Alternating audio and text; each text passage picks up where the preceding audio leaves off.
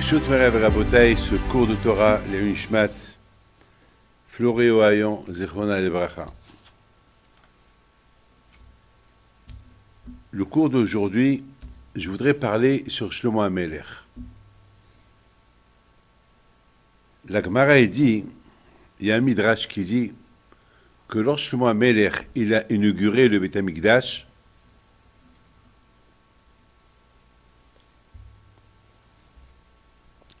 lorsque Shlomo HaMelech il a inauguré le Beit HaMikdash, il s'est passé quelque chose. Il apporte le Aaron à Kodesh, tout était prêt, et voilà, il s'est passé quelque chose. Il arrive à la porte des gates, la porte de Beit HaMikdash, le Sha'ar, et il voit que le Aaron, il est petit. Non, pardon, la porte, elle est petite, et le Aaron, il est grand. Il n'a rien compris. Alors, qu'est-ce qu'il fait? Il n'y a pas le temps, il y a plein de juifs qui sont là, c'est l'inauguration, c'était pendant la fête. Il y avait un monde fou qui était là pour l'inauguration du Beit HaMikdash. Et voilà, il se passe quelque chose de bizarre. Que tout le monde, qu'ils étaient en train de murmurer, tout le monde parlait du mal sur Shlomo HaMelech. Shlomo HaMelech, c'est pas un bon roi. C'est le fils qu'il a eu de David HaMelech. David HaMelech, il a volé la femme de Uriah. C'est le fils de Bathsheba. Et le pauvre Shlomo HaMelech, il a eu honte. Il a eu honte. Alors, il a ordonné d'apporter des haches.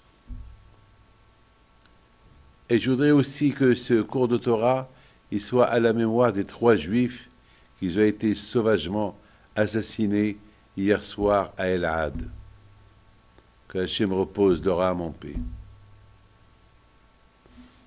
Donc, Shlomo HaMelech, il apporte 1000 haches pour essayer de casser le mur, pour élargir un peu la porte de Beit HaMikdash, et toutes les haches, ils se cassent. Et Shlomo HaMelech, il a commencé à chanter, à faire du Shia Ma'alot. Il a vu que les portes, ils ne souffrent pas. On dirait que le calcul a été mal fait. Mes amis, Shlomo HaMelech, c'est l'homme le plus intelligent du monde de l'époque. Il parlait avec les animaux. C'était pas n'importe qui, Shlomo HaMelech. Alors la question se pose, comment Shlomo HaMelech il a fait un faux calcul?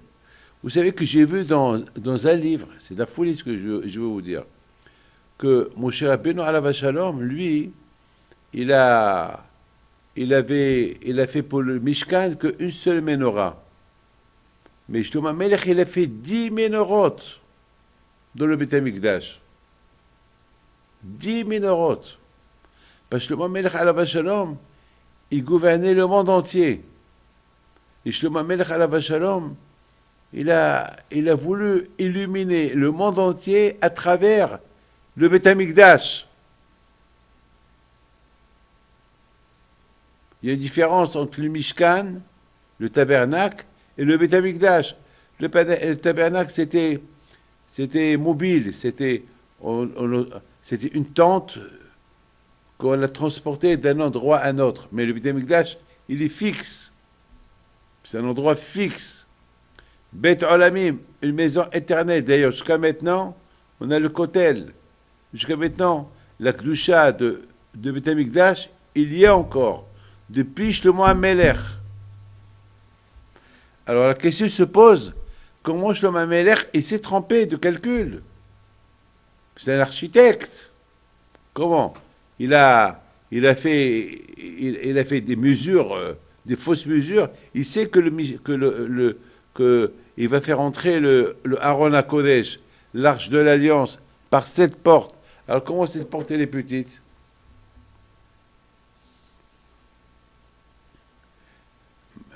Bémet, c'est quelque chose Et tous les Juifs, ils ont commencé à parler du mal sur Shlomo Ameler. Vous savez qu'est-ce qu'il fait Shlomo Ameler? Il va à la tombe de son père. Il déterre son père de la tombe. Il apporte le corps de son père jusqu'à la porte du Beit HaMikdash. Et prie à Kadosh Baruch Hu, Hachem, fais pour David, qui était un tzaddik devant toi. Dès qu'il a terminé Shlomo Amelech la prière, Hachamim ils disent que David Amelech il s'est levé, il a ressuscité, et tout le monde il l'a vu. Et les portes de Beit HaMikdash se sont élargies. Là, le monde entier a compris que David Amelech c'est un tzaddik. Là, le monde entier a compris que Shlomo Amelech c'est un tzaddik. Rabotai, la question se pose, mais quand même, Shlomo Amelech il a subi une honte. Pendant un laps de temps, tout le monde parlait de lui. Et quand même, pendant un laps de temps, tout le monde parlait de David Amelech. Ah, parce que David Amelech, il a fait une faute.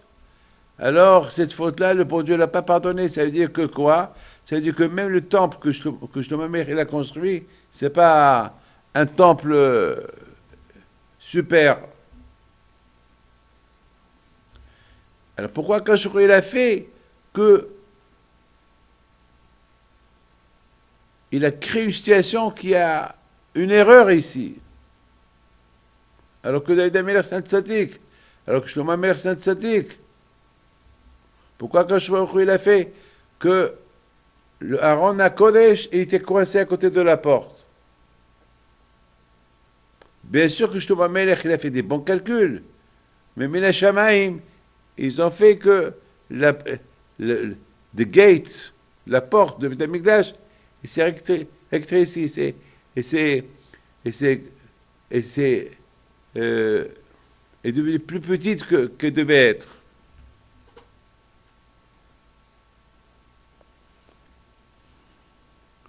Rabotai, je pense que Akadosh Baruch Hu, il a voulu montrer au monde entier la sainteté de David Amelech. Parce que David Amelech, il avait beaucoup des ennemis lorsqu'il était vivant. Vous savez qu'est-ce que la Gemara a dit? La Gemara a dit que beaucoup de fois, il y avait des gens qui venaient à côté de la fenêtre où David Amelech il dormait, et disaient, quand est-ce qu'il va mourir David Amelech pour que son fils, Shlomo, il construit le Beit HaMikdash. Et qu'est-ce qu'il disait David Amelech? Samachti be'omrim li bet Hashem nelech. Je suis content que les gens ils veulent que mon fils il construise le Beit HaMikdash. Mais pour que son fils il construise le Beit HaMikdash, il faut que lui il meure. David Amelech alav shalom, il était content de mourir et laisser sa place à Shlomo Amelech pour construire le Beit HaMikdash. Mais ça, personne ne le savait, ça. Personne ne savait que David Amelech, toute sa vie, vous savez que il y a ce qu'on appelle, il y a la Mekaba de Hakadosh Baruch Hu. La Mekaba, c'est le trône d'Hachem. Il y a 4 personnes qui sont nommées, qui sont des 4 coins de la Mekaba de Hakadosh Baruch Hu. C'est Abraham, Yitzhak, Yaakov et David. Pas Moshe, Rabbeinu. David Amelech. Et c'est de David Amelech que Mashiach va sortir. David Amelech, alav shalom, il n'y a pas eu son deuxième qu'il a aimé la Torah comme David Amelech. David Amelech, il disait, Ma ahavti toratecha kol hayom sihati. Combien j'aime ta Torah. Toute la journée, ta Torah, c'est ma discussion. Alors que David Amelech, il était un roi, il faisait des guerres, il avait un peuple. Ah, comment il va parler de la Torah toute la journée? Eh ben, ça, c'était David Ameller. Tellement que David Ameller, il aimait la Torah, et que tout le temps, il discutait que Torah, jusqu'à qu'il est mort à Shavuot. Il est mort pendant qu'il était en train d'étudier la Torah à Shavuot. David Ameller, alav shalom, il faisait rire à Kadosh Baruch Hu. Il avait un pouvoir de faire rire à Kadosh Baruch Hu. Il était tellement heureux et content. Et Hachamim me disent qu'il n'y a pas un jour qu'il n'a pas souffert, David Ameller. Toute sa vie, c'était des souffrances et il avait une émouna en Akadosh Baruch Hu. Une grande émouna en Akadosh Baruch Hu. À tel point qu'Akadosh Baruch Hu, il a choisi pour qu'il soit le Mashiach et que Mashiach il sort de lui et qu'il s'en fiche le mot qui a construit le Beth Amikdash. Hachem, il a fait, regardez, les épreuves qu'il a eues. Son fils Avshalom, il s'est révolté contre lui. Combien des épreuves David Amelech il a passé dans sa vie. Vous savez que Bathsheba, c'était son mazal. Bathsheba, c'était son mazal. C'était sa femme, Bathsheba. Mais il s'est passé quelque chose. Le Midrash s'est rapporté dans le Alchir qui dit que lorsque David Amelech a fait la guerre contre Goliath, et à un moment donné, David Amelech, Goliath, il a insulté les Juifs, il a insulté le nom de Dieu, et Goliath, il a fait quelque chose, il a dit au roi Shaoul, alors allez, au lieu qu'on fait la guerre, toi et moi, choisissez un qui vient me faire la guerre. Et si moi je gagne, vous êtes tous mes esclaves. Et si lui il gagne, on est tous vos esclaves. Alors, pendant 40 jours, et Goliath, il crie du matin au soir 40 jours. Et il venait pendant que les Juifs ils faisaient Shema Israël, il venait pour les perturber à l'heure de Kriyat Shema. David Amelech, il vient, il dit, c'est pas possible, on ne peut pas laisser ce chien en train de crier. Et David Amelech, il était petit de taille, il était jeune. Goliath était un géant, il était grand. Il vient, David Amelech, chez Shaoul. Il dit à Shaoul, le roi Shaoul, moi je vais aller faire la guerre. Il lui dit, Shaoul, mais tu es fou? Même les gens 1000 fois plus forts que toi ici qui sont avec moi, ils ont peur de faire la guerre. Et alors David Amelech a dit, moi j'ai pas peur de lui. Regardez, il insulte le nom d'Hachem. Comment on peut le laisser? Comment on peut laisser quelqu'un qui insulte le nom d'Hachem? Non, allez. Waouh. Alors Shaoul Amelech a dit, alors va. Il est parti, David Amelech, avec 3 pierres. Il n'a même pas pris l'épée. 3 pierres. Il n'a pas mis des vêtements de guerre. Avec sa djellaba, il est parti faire la guerre. Et le Goliath, qui était géant, il faisait 4-5 fois, David Amelech, il a commencé à rigoler. Il a dit, toi, tu es un petit cafard, toi. Tu n'as rien du tout. Moi, je vais te tuer. Et David Amelech lui a dit, moi, je suis un cafard. Moi, je suis un rien. Toi, tu viens avec ton épée. Toi, tu vas avec un vêtement, tout en fer, de la tête aux pieds. Moi, je viens contre toi avec 3 pierres. Une d'Abraham, une de Yitzhak, une de Yaakov. C'est eux qui vont se venger de toi. Ce que tu es en train de faire, tu insultes le nom d'Hachem. Et je vais t'arracher ta tête. Comme ça, David Amelech, il dit et voilà, Goliath, il s'énerve. Il avance avec son épée. Et en ce moment-là, David Amelech, il a jeté une pierre. Et cette pierre-là d'Abraham, qui représente Abraham, Yitzhak, Yaakov, elle est rentrée dans le front de Goliath, il a percé sa cervelle et Goliath est tombé. Mais il faut qu'il lui coupe la tête. C'était ça à l'époque. Celui qui gagne, il faut couper la tête et la montrer à l'ennemi. Mais maintenant, il portait des vêtements en fer, de la tête aux pieds. Il y avait là-bas un monsieur qui s'appelle Oria. Et ce monsieur-là, c'était lui qui l'accompagne toujours Goliath. On dit ça, Nosekelav. C'est lui qui portait ses armes. David Amelech, il dit à Oria, j'ai tué ton maître. Ah, mais attends, il faut que je coupe la tête. Comment je coupe la tête? Sinon, Alors, Oria lui dit, à une condition, que tu m'aides à me convertir et tu me donnes une fille juive. Et David Amelech, il a juré. Il a dit d'accord. Alors il dit voilà, par là, tu ouvres et tu enlèves comment ça s'appelle, le casque de la tête de Goliath et tu peux lui couper la tête. Et c'est ce que David Amelech il a fait. Il devait, et c'est ce que David Amelech, alav shalom, il a accompli sa parole pour donner une fille juive à Uriah. Et Akadosh Baruch Hu n'était pas content. Akadosh Baruch Hu, il a dit, mais comment tu veux donner une fille juive à un goy? Mais attends, ça y est, tu as tué Goliath, c'est pas peine de lui couper la tête, ça y est, mais pourquoi, pour lui couper la tête, tu promets à Uriah une fille juive, alors puisque tu as promis une fille juive, on va lui donner ta femme, Bathsheba. Donc ça veut dire à Botaï que la femme que Uriah a mariée, qui s'appelle Bathsheba, c'était la femme, le mazal de David Amelech. Mais étant donné que David Amelech, alav shalom, il voulait faire Kiddush Hashem, il voulait arracher la tête de Goliath pour la montrer aux Pilishtim, alors il a fait ça même sur le compte de sa propre femme qui était son mazal. Il voulait faire Kiddush Hashem.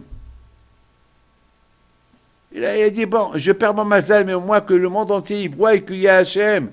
Moi, David, qui est petit, un nain par rapport à Goliath, voilà, j'ai réussi à tuer Goliath, je lui ai arraché sa tête, et voilà. Je perds ma femme, je m'en fous. Donc, après, Oya, même qui s'est converti, il a marié Bathsheba. Oya, alav shalom, était un grand tzaddik. Il savait que cette femme-là, elle n'était pas de son mazal. Donc il ne l'a jamais touchée.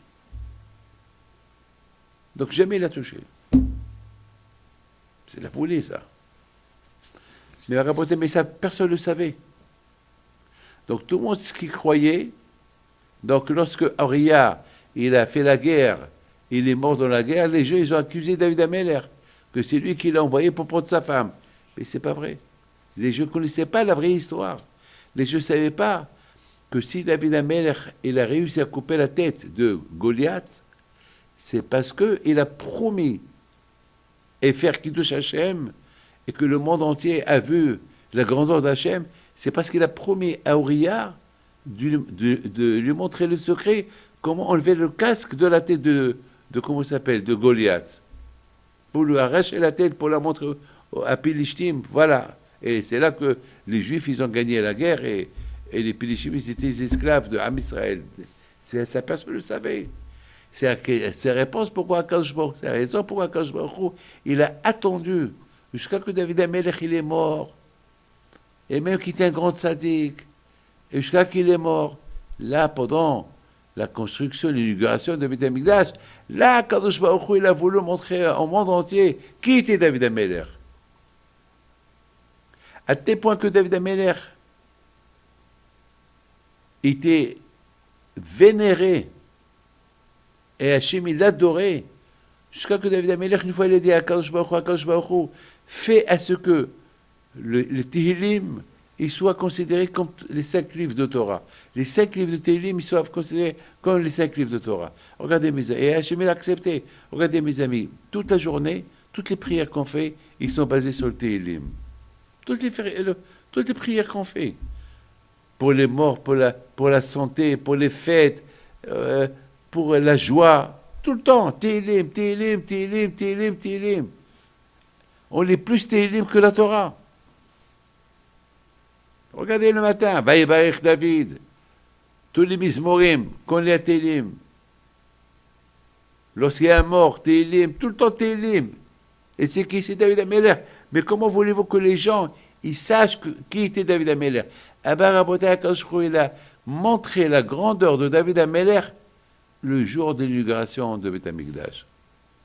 Au moment que Shlomo Ameller, il a voulu faire entrer le Aaron au Beth Amikdash, il y avait un problème. La porte du Beth Amikdash était petite. Il a fallu que Shlomo Ameller il apporte le Aaron, le corps de son père, et son père s'est levé, et Shlomo Ameler il dit à Hachem, fais pour David Ameler qui t'aimait, fais pour David Ameler qui était toujours proche de toi. Eh ben, Shlomo Ameler il a compris, il a dit, c'est pas possible que Hachem m'ait fait ce coup-là, c'est pas possible. Si Hachem il m'a fait ce coup, c'est qu'il y a une démonstration qu'il veut faire devant tout le monde. Et la démonstration n'a pas tardé. Et ça, Shlomo Ameler, il a porté le corps de David Ameler, il s'est levé, là le monde entier, ils avaient honte. Le monde entier, ils ont compris que David Ameler, c'est un tzaddik. Tout le monde a compris que Shlomo Ameler, c'est un tzaddik. Et après, lorsqu'ils ont vu le feu du ciel qui descend, pour prendre les sacrifices, là, Rabotai, David Ameler, il a été classé numéro un. David Ameler, alav shalom, il dit, je vous raconte quelque chose sur David Ameler. Ils disent que David Ameler, un jour, il était à la salle de bain. Et soudainement, il voit qu'il était nu. Il a dit, oulala, là, là, là, il n'y a pas de mitzvot, j'ai même pas mon talit katan, je suis, oulala, il a eu peur. Alors, dès qu'il a vu la Brit Mila, elle dit, oh, Baruch Hashem, il y a une mitzvah qui est en moi, qu'elle me protège. Ça veut dire que David Ameler, alav shalom, jamais, il était sans qu'il soit occupé avec une mitzvah. D'ailleurs, une fois, il a dit, Sheva bayom hilal tira. Il dit, Baruch Hashem, je suis à la maison, il mezouza. Baruch Hashem, à l'époque, les tzadikim, ils portaient tout le temps une tefilin, de la tête et des mains. Waouh! Et Taït Katan. Il y a Taït Katan, 2 devant et 2 derrière. Sheva, Bayom Mila, et la Brit Mila. Waouh! La mizouza, Brit Mila, le talit, tefilin, des mains, de la tête. David Ameler, il dit, Hashem, Baruch Hashem, Sheva, Bayom Hilal Techa. Je suis entouré avec 7 mitzvot non-stop. Qui est comme David Ameler, qui nous a donné le goût de la Torah? On dit que David Ameler, alav shalom, c'est lui qui a fait les 100 prières, les 100 brachot qu'on fait chaque jour. Et à chaque jour, il y a dans la Hamida, il y a 18, 100 brachot par jour. Et lorsqu'on fait 100 brachot par jour, ça nous aide contre les épidémies. Une fois, il y avait une épidémie, il leur a dit qu'il faut faire 100 brachot par jour. C'est David Ameler. C'est David Ameler, alav shalom.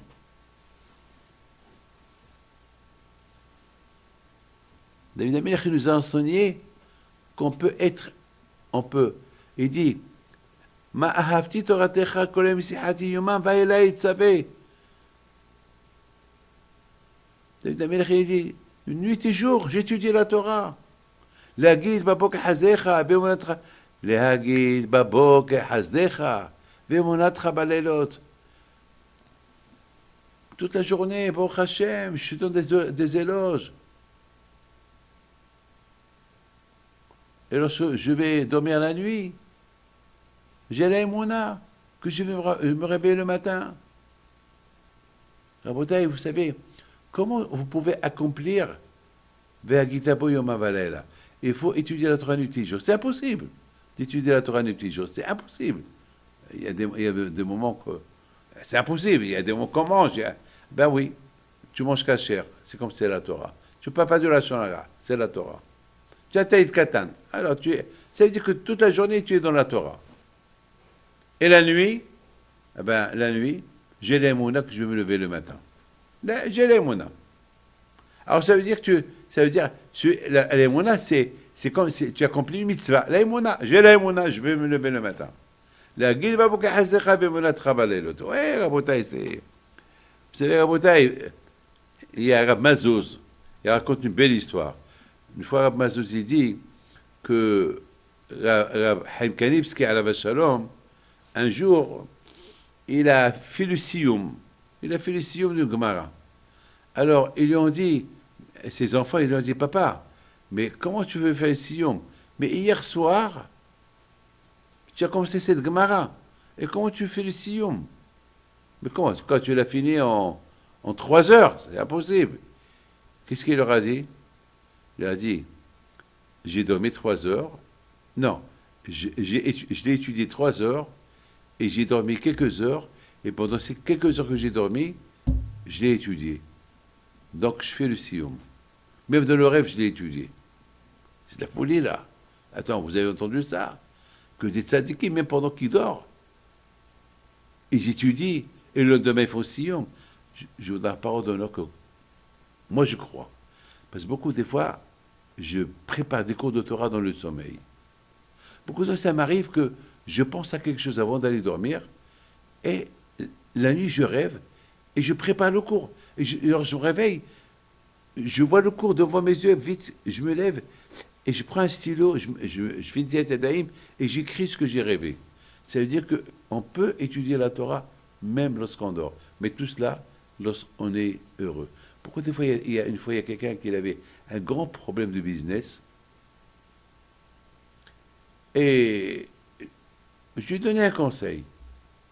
Et le lendemain, il vient chez moi, il me dit, Rabbi David, j'ai rêvé à une solution à mon problème.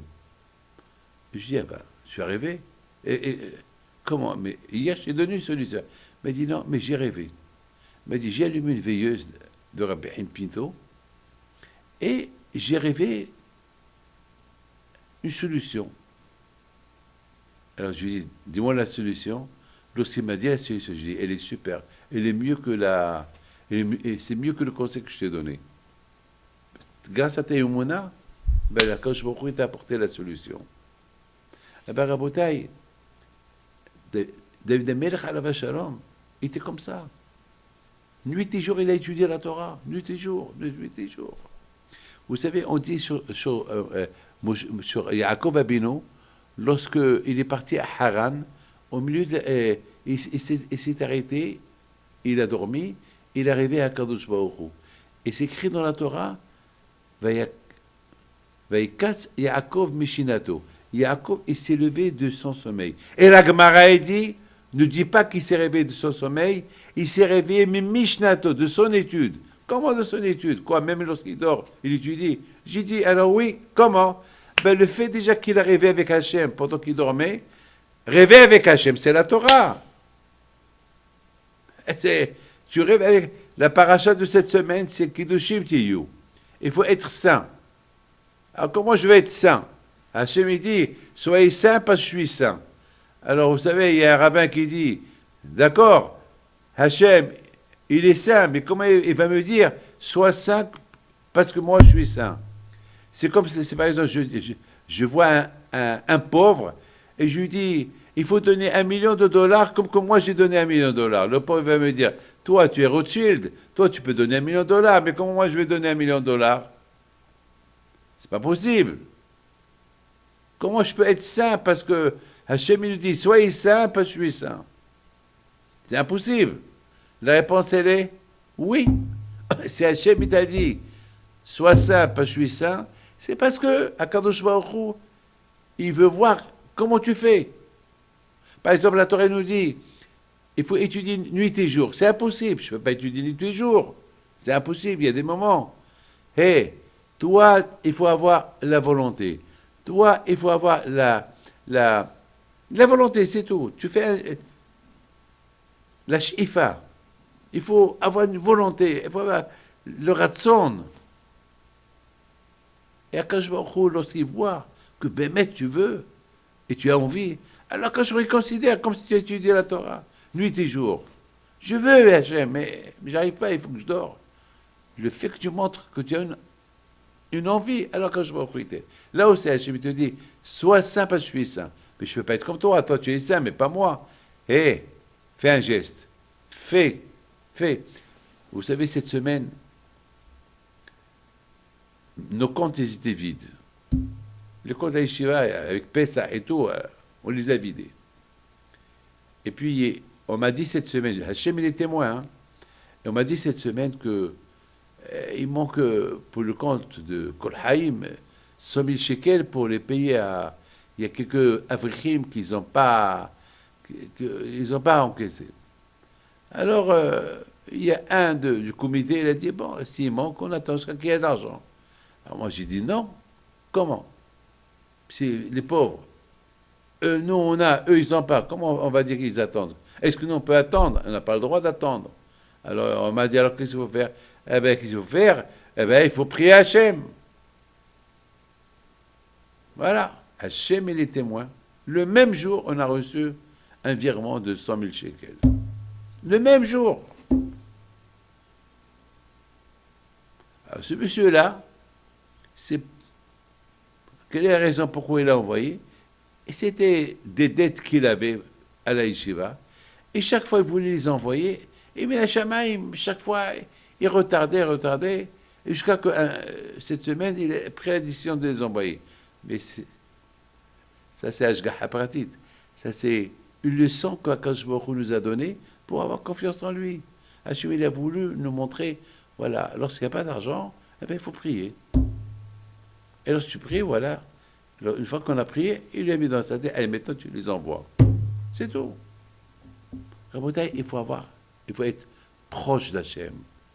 Il faut être proche d'Hachem. Et lorsque tu es proche d'Hachem, quand je vois il montre. David Ameller, que toute sa vie, il y a tellement des milliards d'enseignements qu'on apprend de David Ameller. Akadosh Baruch Hu, il a voulu que le jour qu'il veut montrer à tous les Juifs, jusqu'à la venue de Mashiach, qui est David Ameller, le jour de l'inauguration de Beth Amikdash. C'est là que le monde entier en veut que sa Torah, elle est émette. Et tout ce qu'il a dit dans les Tehillim, il est émette. Et que les portes de Beth Amikdash, ils se sont ouvertes grâce à lui. Et il s'est levé, il a ressuscité, que tout le monde l'a vu. Et c'est là, pour toutes les générations, on a compris c'est qui David Ameller. C'est vrai, pendant un moment donné, Shlomo Ameler, il a passé un mauvais moment, mais ça valait la peine.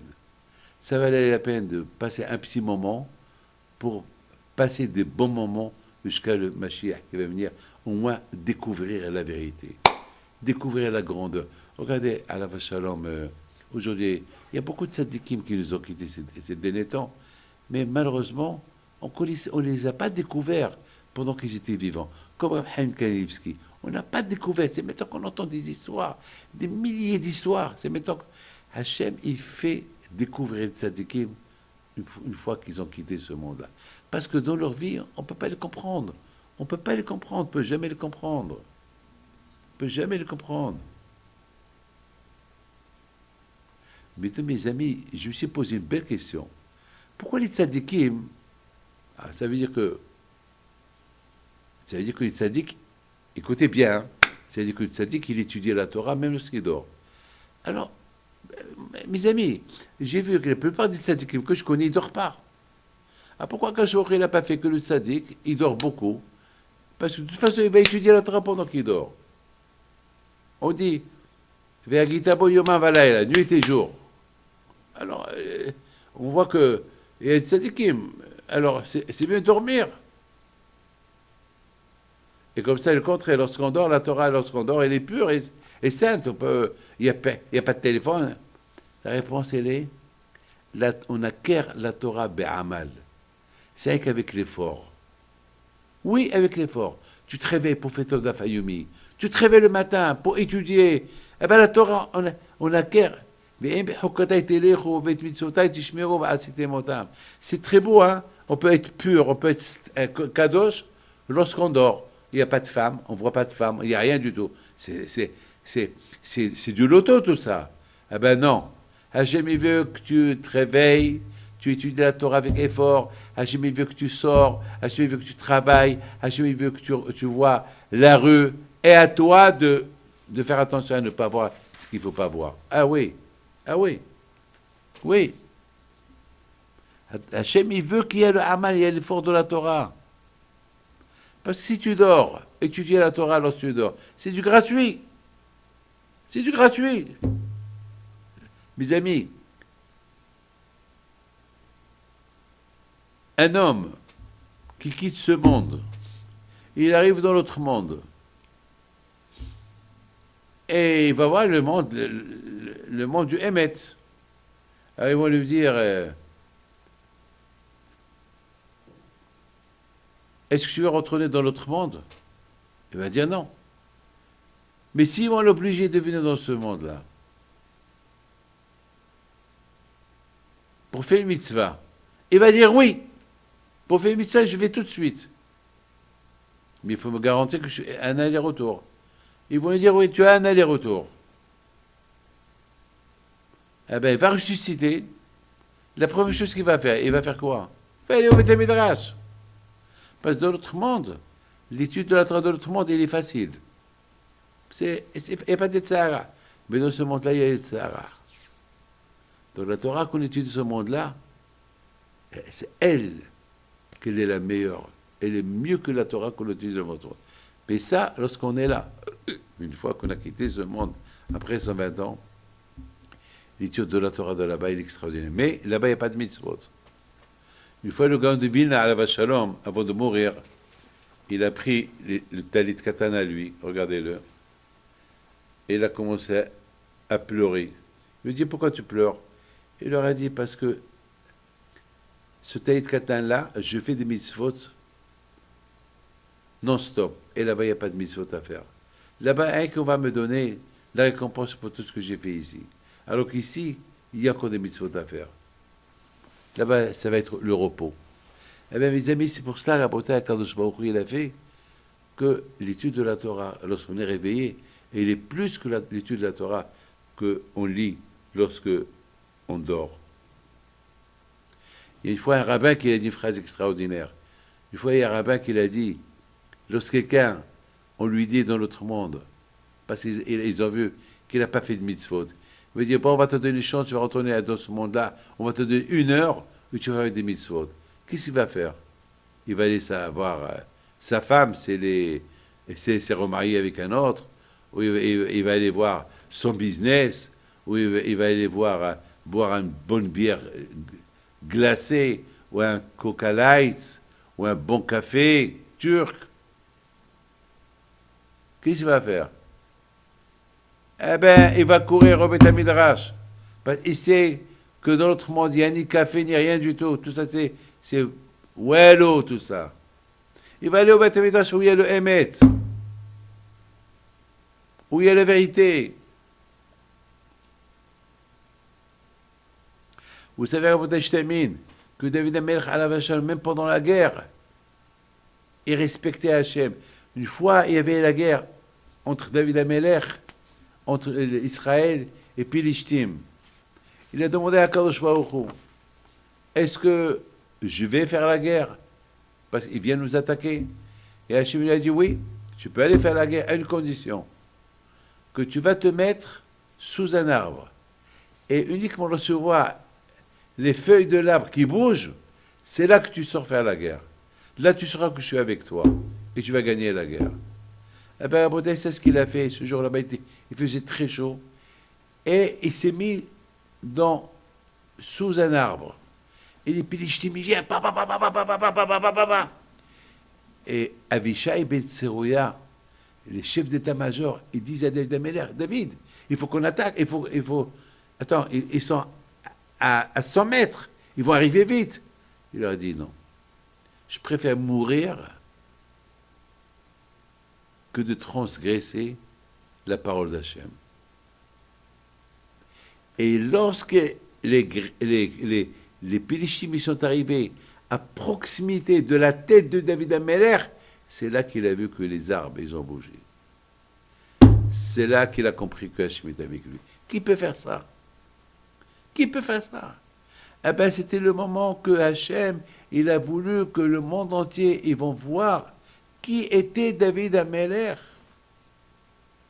qui était le roi. Et c'est comme ça que Hachem, il a fait que le Tehillim de David Ameller a été accepté par tout le monde.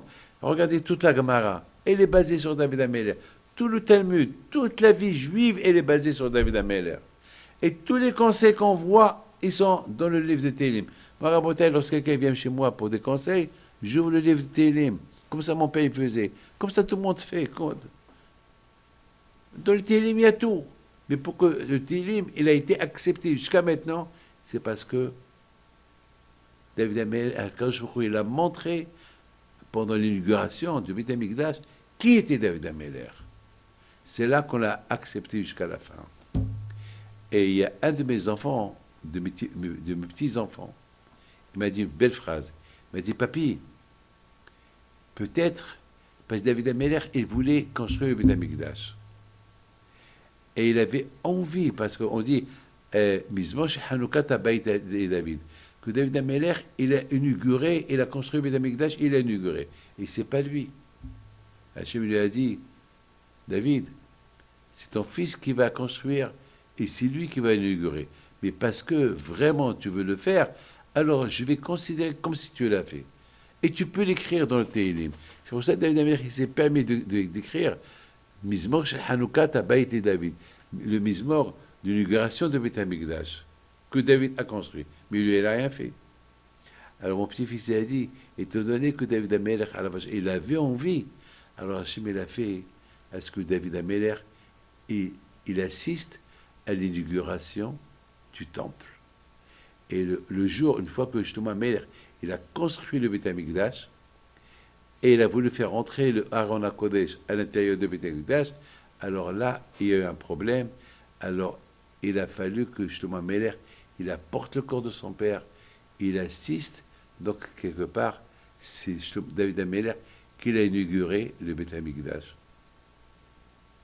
Il a ressuscité pour l'inaugurer, et ça complète un peu tout ce qu'on a dit jusqu'à maintenant.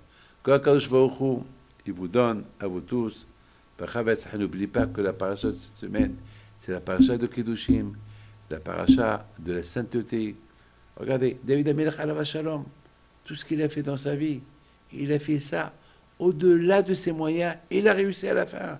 Et Kadosh, Kiddushim Tiyu, soyez Kadosh, au-delà de nos moyens, faites et vous êtes. Regardez David Ameller, il a fait ce que personne ne pouvait imaginer.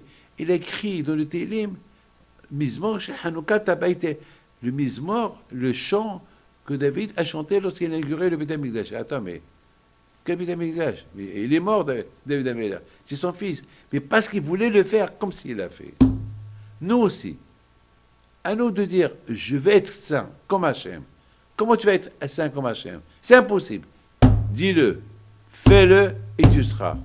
Et Hachem va considérer, de toute façon, on fait partie d'Hachem. Et on dit, Banim atem Hachem Elokeichem. Vous êtes les enfants de Akadosh Baruch Hu. Alors voilà, vous faites partie de Akadosh Baruch Hu. Chacun il a Helek Elohim Ma'al. Alors, on appelle toujours les tzadikim Ish Elokim, l'homme de Dieu. Ish Elokim, Elaki. Alors, il n'y a pas de problème. Donc, je pense en deux mots que Akadosh Baruch Hu, il a voulu, après la mort de David Ameller, montrer à tout Am Israël la sainteté, la Kedusha de David Ameller. Et la sainteté de Shlomo Ameller aussi.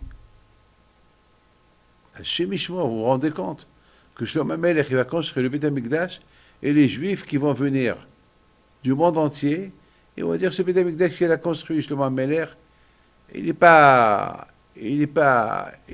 saint, à cause de son père. Vous vous rendez compte, comme le Lachon Hara, sur David Ameller et sur son père, il va continuer. Alors c'est la raison pourquoi Akadosh Baruch Hu il a fait, à ce que le Shlomo Ameller, il n'arrivait pas à faire entrer le Aaron HaKodesh dans le Beit HaMikdash, alors que les plans, ils étaient bons, jusqu'à qu'il a eu l'idée d'aller apporter le corps de son père. Et là, il met Hachem en épreuve. Hachem, écoute, tu as dit à David, mon père, que je construis le Beit HaMikdash. Tu as dit à David, mon père, c'est pas lui qui va le construire, c'est moi. Tu m'as appelé Ididia. avec Nathan Hanavi. Tu m'as appelé Shlomo Ididia. Shlomo pour la paix, Ididia, je suis ton copain. Tu m'as nommé roi sur ce monde, le monde entier me respecte. Je suis le roi sur le monde entier. J'ai vu des miracles. Je parle avec les animaux. Mais Hachem, les gens, ils vont continuer à parler de Dieu mal sur mon père et sur moi. Alors maintenant, Hachem, je vais apporter le corps de mon père et montrer à tout le monde que mon père était un saint. Cette semaine, on a lu 2 parachiotes, Aharemot, Kedushim. On dirait que Hachem, il a voulu montrer à tout le monde qu'après la mort de David Amelech, Aharemot, le voilà, il est là. Dans sa vie, il était Kadosh, et même de sa mort, il est Kadosh. Et Shlomo Melech, il a porté le corps de son père, et le corps, il s'est levé, et tout le monde a vu David Amelech. Là, ils ont vu aussi autre chose, comment les portes de Beth Amikdash, ils se sont élargis, et là, David Amelech, il regarde tout le monde, il retourne au cercueil, et je ne peux pas vous dire qu'est-ce qui s'est passé exactement. Bien sûr, ils ont repris le corps du père, le corps de David Amelech, à sa place. Ils ont après fait rentrer le Aaron à Kodesh. Vous vous rendez compte? Deux Aaronot. Le cercle de David Amelech d'un côté et le Aaron à Kodesh de l'autre côté. Et il confirme, chacun confirme, il confirme que moi j'ai jamais fauté, et le Aaron à Kodesh qui est à la Torah, elle confirme que David Amelech il n'a jamais fauté. David Amelech il dit, j'ai jamais transgressé ce qui est écrit dans ce Aaron à Kodesh, et le Aaron à Kodesh aussi confirme, oui, il n'a jamais transgressé ce qu'il y a là. Les deux se sont rencontrés aux yeux de tout Am Israël. La folie. Harimot Kedoshim. Alors pourquoi Hachem a fait ça? Pourquoi toute situation? Akadosh Baruch Hu, il a des raisons. Et il y a des choses que personne ne peut comprendre qu'Akadosh Baruch Hu. Mais toute l'histoire maintenant elle est claire. Depuis Goliath jusqu'à l'inauguration de Beth Amikdash. Que Hachem vous protège, Amen.